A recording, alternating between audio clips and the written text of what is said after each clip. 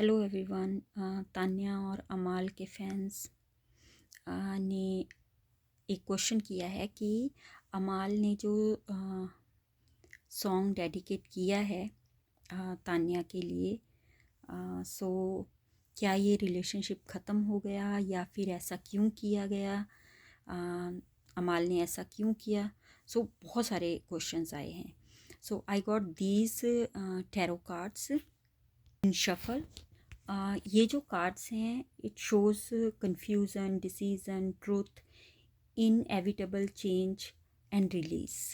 देखा जाए तो इनके रिलेशनशिप में सडनली क्लैरिटी आई है।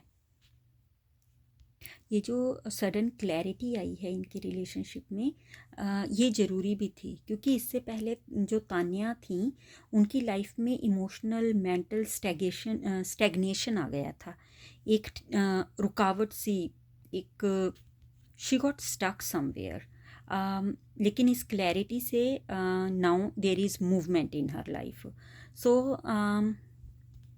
see, in this connection both were not transparent. They never accept their feelings for each other. So Amal has decided that what he want in his life, what direction to take. He desire for something more.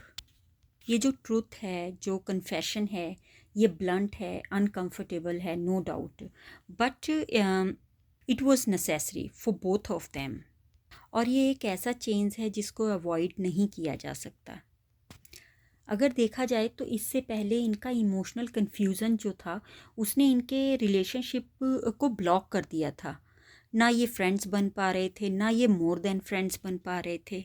आप ऐसा सोच सकते हो कि maybe fate intervenes and pushes the relationship into a new phase. इन दोनों में क्या था, कुछ खालीपन सा था। And one person refuse to remain in this void and choose movement. अगर अमाल और तान्या के फैंस, जो अमान्या के फैंस हैं, अगर ये देखें तो पहले रिलेशनशिप जो था वो ऑन पॉज था इमोशनली। कोई भी क्लैरिटी के साथ कुछ भी नहीं कह रहा था। ये सिर्फ फैंस ही थे जो चीज़ों को लेकर आगे बढ़ रहे थे बिकॉज़ वो इमोशनली कनेक्टेड थे इन लोगों के साथ। ये जो ट्रुथ है, सी डजेंट मैटर, कोई भी ऐसे सॉन्ग किसी के लिए अगर फीलिंग्स हो तो नहीं गाएगा। सो अगर उन्होंने so the truth forces either a reset और एन एंडिंग। देखिए जो भी हुआ है but in a way it's good for both of them, क्योंकि पहले भी ऐसा कुछ भी इन लोगों ने एक्सेप्ट नहीं किया था। और फैंस जो हैं वो एक डिनाइल में जी रहे थे। And right now in a way they both are feeling free at present. So the relationship can not stay the same. ऐसा नहीं है कि ये बिल्कुल ही ख़त्म हो गया है, दी एंड है, but of course there is a new phase. In future अगर ये एक दूसरे के बारे में इनसे सवाल भी किया जाएगा then they would have clarity. Like Kamal ने पहले कहा था कि हम लोग पहले दोस्त थे बट अभी या फ्यूचर में क्या है पता नहीं। So now when they will be ask question about this, उनसे तान्या के बारे में पूछा जाएगा या तान्या से अमाल के बारे में पूछा जाएगा। So there would be clarity for the fans also. So don't be disappointed, don't react. एक तो आप लोगों का ओवर रिएक्शन बहुत जल्दी आ जाता है।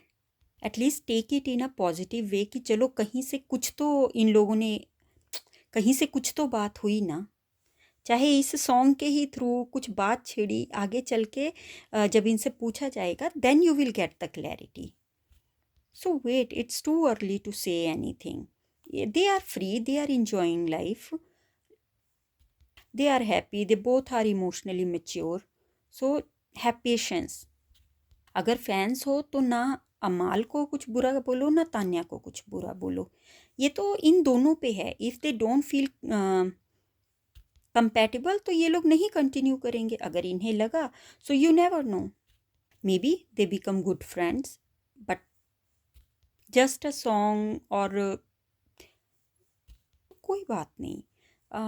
अभी पिक्चर अभी बाकी है मेरे दोस्त। तो ये बातें तो चलती रहेंगी, फैंस अपने क्वेश्चन करते रहेंगे, वो भी देखते हैं क्या जवाब देंगे आगे, है ना। Thank you for watching this video.